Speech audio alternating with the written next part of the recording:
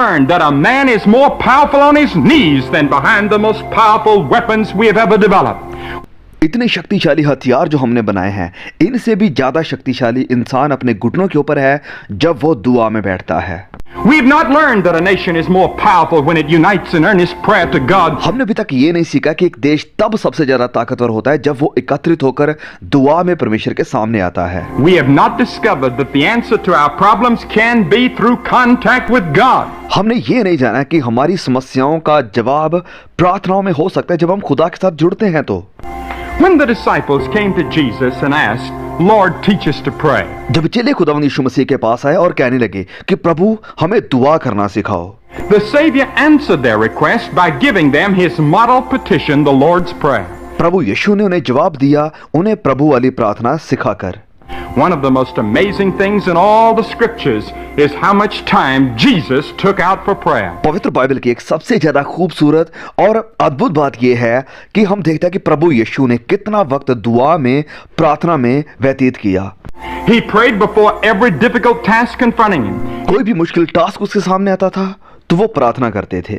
He prayed with regularity. Not a day began or closed on which he did not unfold his soul before his Father. प्रभु यीशु लगातार दुआ में बैठते थे। कोई दिन ऐसा नहीं चढ़ा, कोई रात ऐसी नहीं ढली जिसमें उन्होंने पिता के साथ बैठकर बात ना करी हो। How quickly and carelessly by contrast we pray. लेकिन इसके बजाय हम कितना लापरवाही में और कितना जल्दबाजी में प्रार्थना करते हैं। Snatches of memorized verses hastily spoken in the morning, then goodbye God for the rest of the day until a few closing petitions at night. एक दो जो बाइबल के वचन हमने याद किए हैं उन्हें जल्दबाजी में खुदा के सामने बोलते हैं और फिर कहते हैं गुड बाय प्रभु, रात को मिलते हैं एक दो और प्रार्थना के विषयों के साथ। This is not the prayer program that Jesus outlined. ये वो प्रार्थना नहीं है जो प्रभु यीशु ने हमें दी या हमें सिखाई है। Jesus pleaded long and repeatedly. It is recorded that he spent entire nights in fervent appeal. प्रभु यीशु लंबे समय तक प्रार्थना करते थे और वो कई बार प्रार्थना करते थे। वचन में यह लिखा है कि वो रात भर प्रार्थना में, दुआ में बैठे रहते थे। How little perseverance and persistence in pleading we show. कितना कम सब्र यानी धीरज, दृढ़ता और सिफारिश हम दिखाते हैं। The scripture says, pray without ceasing. This should be the motto of every true follower of Jesus Christ. वचन कहता है कि हर वक्त प्रार्थना करते रहो और यही सिद्धांत या निशाना हर एक सच्चे मसीही का, विश्वासी का होना चाहिए। Never stop praying no matter how dark and hopeless your case may seem. कभी भी प्रार्थना करना ना छोड़ें। यह मायने नहीं रखता है कि आपका मसला कितना ज्यादा बिगड़ा हुआ है या कितना ज्यादा निराशाजनक है। Our Lord frequently prayed alone, separating himself from every earthly distraction. हमारे प्रभु लगातार अकेले में जाकर प्रार्थना करते थे, अपने आप को सारी संसारिक व्याकुलता यानी डिस्ट्रैक्शन से दूर करके। You Christians that are listening to my voice, select a room or a corner in your home or in your yard where you alone can regularly and privately meet God. आप मसीह मेरे भाई बहन जो मेरी आवाज को सुन रहे हैं, आप अपने घर में से किसी एक कमरे को या कॉर्नर को या किसी एक जगह को चुन लीजिए जहां पर आप अकेले बैठकर प्राइवेटली पिता के साथ बात करेंगे। That quiet, secluded, soul to God praying in which you come to the mercy seat for divine blessing on your home and country can be the strongest secret weapon. एक अकेली आत्मा जो कि पिता के सिंहासन के सामने आकर प्रार्थना कर रही है, आप अपने देश के लिए और घर के लिए एक बहुत ही शक्तिशाली और एक सीक्रेट हथियार हो सकते हैं। Its most powerful spiritual defense can be prayer. एक बहुत ही शक्तिशाली और आत्मिक ढाल है दुआ यानी प्रार्थना। A teenager wrote me the other day and asked, why don't more churches kneel when they pray? एक किशोर लड़का एक दिन मेरे पास आया और कहने लगा कि क्यों आज हमारी कलीसियाओं में जब लोग प्रार्थना करते हैं तो वो घुटनों के ऊपर नहीं आते हैं। I've often wondered that myself. While we can speak to our Father in any posture, lying on a sick bed, walking to work, sitting in an automobile, certainly the bended knee shows humility, subjection and reverence. और इस बात के ऊपर मैंने भी विचार किया है। हाँ, आप किसी भी पोजीशन में प्रार्थना कर सकते हैं, चलते, बैठते, उठते, कहीं जाते हुए भी, लेकिन झुके हुए घुटने निशानी है नम्रता की, समर्पण की और परमेश्वर के आदर की। Mighty leaders have not hesitated to bow down before God. जितने भी बड़े बड़े अगुए हुए हैं वह कभी भी हिचकिचाए नहीं परमेश्वर के आगे झुकने के लिए। As we continue to watch the prayer life of Jesus, we notice the earnestness with which he prayed. जब हम प्रभु यीशु मसीह की दुआ को देखते हैं तो हम देखते हैं कि कितनी तत्परता या गंभीरता के साथ प्रभु यीशु दुआ करते थे। The New Testament records that he cried out with a loud voice. वचन में लिखा है कि उसने बड़े ऊंचे शब्द से पुकार कर कहा That in the intensity of his supplication, he fell headlong on the damp ground in the garden. कि अपनी दुआ की गंभीरता में जब वो उस वाटिका में प्रार्थना कर रहा था तो वो मुंह के बल आ गया था। And that he pleaded until his sweat was, as it were, great drops of blood. कि वो तब तक प्रार्थना कर रहा था जब उसका पसीना लहू की बूंदें बनकर गिरने लगा था। Too often we use petty little petitions, oratorical exercises, the words of others rather than the cries of our inmost being. कई बार हम रटी रटाई और सुनी सुनाई प्रार्थना करते हैं बजाय इसके कि हमारे अंदर की जो दुआ है, जो अंदर का रोना है, वो बाहर निकले। Too often when we go to prayer, our thoughts begin to roam. बहुत बार जब हम दुआ में बैठते हैं तो हमारे विचार ख्याल इधर उधर घूमना शुरू कर देते हैं। We insult God by speaking to him with our lips while our heart is far from him. और ऐसा करते हुए हम परमेश्वर का अनादर करते हैं क्योंकि हम जुबान से, होठों से तो उसके साथ बात कर रहे हैं लेकिन हमारा मन, हमारे ख्याल कहीं और जा चुके होते हैं। Suppose you were talking to the Queen of England, as it has been my privilege to do on several occasions. मान लीजिए आप इंग्लैंड की क्वीन के साथ बात कर रहे हैं जैसे कि मुझे कई बार मौका मिला है।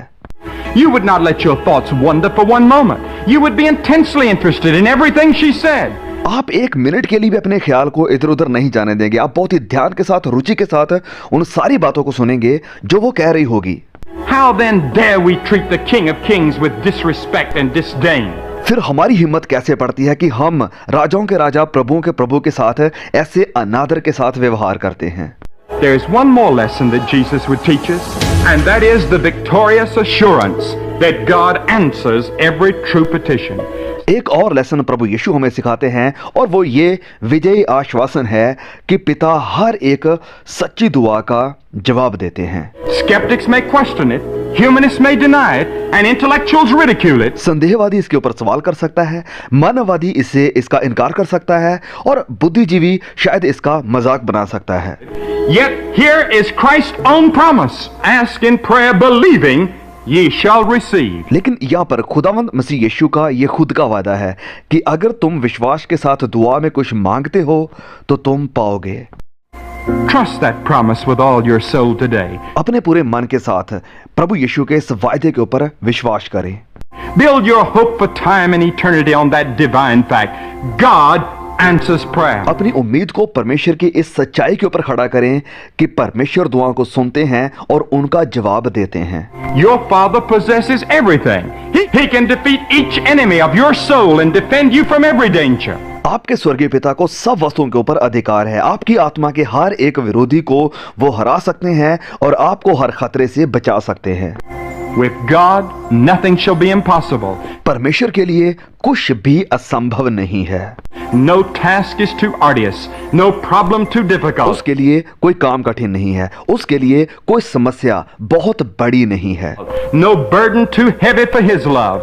और कोई बोझ उसके लिए इतना भारी नहीं है। The future with its fears and uncertainties is fully revealed to him. भविष्य जो कि हमें डराता है और हमारे लिए अनिश्चित है, परमेश्वर के सामने ये पूरी तरह से जाहिर है। He understands how much affliction and sorrow you need to help purify and preserve your soul for eternity.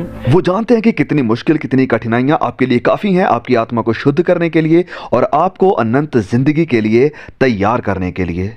Turn to him and you can say with Job, he knoweth the way I take. When he hath tried me, I shall come forth as gold. उसकी तरफ मुड़िए और अय्यूब की तरह कहिए कि वो जानता है उन सारे राहों को जो मैं चुनता हूं और जब वो मुझे परख चुका होगा तो मैं सोने की तरह निखर कर बाहर आऊंगा।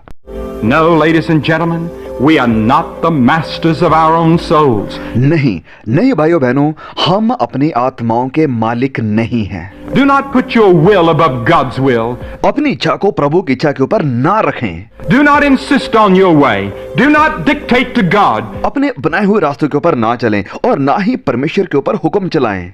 Do not expect an immediate answer in the way, the place, and the manner that you're demanding. ये उम्मीद ना करें कि जवाब तुरंत आ जाएगा, उस तरह से, उस जगह पर जहां आप चाहते हैं। Rather learn the difficult lesson of praying as the sinless Son of God himself prayed. not my will but thine be done. वरन सीखें उस तरह से दुआ करना जैसे बेदाग बेऐब खुदा के बेटे यीशु मसीह दुआ करते थे कि पिता मेरी नहीं वरन तेरी मर्जी पूरी हो। Hebrews 11:6. Hebrews 11:6. इब्रानियों अध्याय 11 वचन 6। इब्रानियों अध्याय 11 और उसके वचन 6 में यूं लिखा है, Without faith, it is impossible to please him. कि विश्वास के बिना परमेश्वर को प्रसन्न करना अनहोना है। Now Christ has already done the work on the cross, but now comes your part. Without faith, you cannot please him. प्रभु यीशु ने अपना काम आपके लिए क्रूस के ऊपर पूरा यानी संपूर्ण कर दिया है। अब बारी आती है आपकी, और वचन कहता है कि बिना विश्वास के उसे प्रसन्न करना अनहोना है। Well, you say, what is faith? But faith is believing and receiving what God has revealed. What God has revealed in this book, what God has revealed in nature. विश्वास करना क्या है? विश्वास करना मानना और उन चीजों को स्वीकार करना है जिन्हें परमेश्वर ने जाहिर किया है, जिन्हें परमेश्वर ने जाहिर किया है इन वचनों में और जिन्हें परमेश्वर ने जाहिर किया है नेचर में यानी कुदरत में। What God has revealed in conscience. जिसे परमेश्वर ने जाहिर किया है हमारे सचेत में। Without faith, it is impossible to please him. विश्वास के बिना उसे प्रसन्न करना, खुश करना अनहोना है। Now the Bible teaches that faith is the only approach to God. For he that cometh to God must believe that he is. विश्वास ही वो चीज है जिसके साथ हम परमेश्वर के सामने आ सकते हैं, और वचन कहता है कि जो परमेश्वर के सामने आता है उसे ये विश्वास करना चाहिए कि वो है। The Bible tells us that faith is commanded. Jesus said, "Have faith in God." Bible कहती है कि विश्वास करने की हमें आज्ञा दी गई है। प्रभु यीशु ने कहा कि परमेश्वर के ऊपर विश्वास करो। And then on another occasion, John said, and this is his commandment, this was the commandment of Jesus, that we should believe on the name of his Son, Jesus Christ. और फिर एक जगह पर यूहन्ना लिखते हैं, प्रभु यीशु ये कहते हैं कि तुम परमेश्वर के बेटे खुदावंद मसीह यीशु के ऊपर विश्वास करो। It's a command. God commands you. He commands you. He gives you an order. Believe, believe, believe, believe. ये परमेश्वर की आज्ञा है, परमेश्वर की आज्ञा है, वो उसका हुक्म है। वो आपको मुझे हमें आज्ञा देते हैं कि विश्वास करो, ईमान लाओ, विश्वास करो। There's no other way that you can approach God, no other way you can know God, no other way you can come in contact with God except through faith. कोई और रास्ता नहीं है जिसके साथ आप परमेश्वर के सामने आ सकते हैं, उसे जान सकते हैं, उसके साथ बात कर सकते हैं सिवाय विश्वास के। Without faith, it is impossible to please him. विश्वास के बिना उसे प्रसन्न करना अनहोना है। There are many of you today that pray in times of danger. There are thousands of people that pray, but they pray only when they're in times of great stress, danger and uncertainty. आप में से बहुत से लोग तभी प्रार्थना करते हैं जब आप किसी खतरे में होते हैं। बहुत से हजारों लोग प्रार्थना करते हैं, लेकिन तभी करते हैं जब उन्हें कोई निराशा होती है, जब वो डरते हैं, परेशान होते हैं, या जब वो अनिश्चित होते हैं। Christ commanded his followers to pray, both by the example he set in praying and in his teaching. प्रभु यीशु ने अपने चेलों को भी ये आज्ञा दी कि वो प्रार्थना करें। दोनों तरीकों से उसने सिखाया, अपने एग्जाम्पल के थ्रू भी, खुद प्रार्थना करते हुए भी, और अपनी शिक्षा के थ्रू भी। So fervent and direct were his prayers that once when he had finished praying, his followers turned to him and said, "Lord, teach us to pray." प्रभु यीशु की प्रार्थना इतनी उत्सुक और सीधी थी कि जब वो प्रार्थना करके हटे तो उसके चेले उसके पास आए और कहने लगे कि प्रभु हमें भी प्रार्थना करनी सिखाओ। So Jesus said that men ought always to pray. So प्रभु यीशु ने कहा कि आपको हर वक्त always लगातार प्रार्थना करनी चाहिए। From one end of the Bible to the other, there are stories of those whose prayers have been answered, men who turned the tide of history by prayer. पूरी बाइबल में शुरुआत से अंत तक बहुत से लोग हैं जिन्होंने प्रार्थना करी और उनका जवाब उन्हें मिला। बहुत से लोग हैं जिन्होंने प्रार्थना के द्वारा ही इतिहास को बदल दिया। Abraham prayed, and as long as he prayed, God would not destroy the city of Sodom where Abraham's nephew Lot was living. Abraham ने प्रार्थना करी, और जब तक अब्राहम प्रार्थना कर रहा था तब तक परमेश्वर ने उस बड़े शहर सदोम को नाश नहीं किया जहां पर अब्राहम का भतीजा लूत रह रहा था।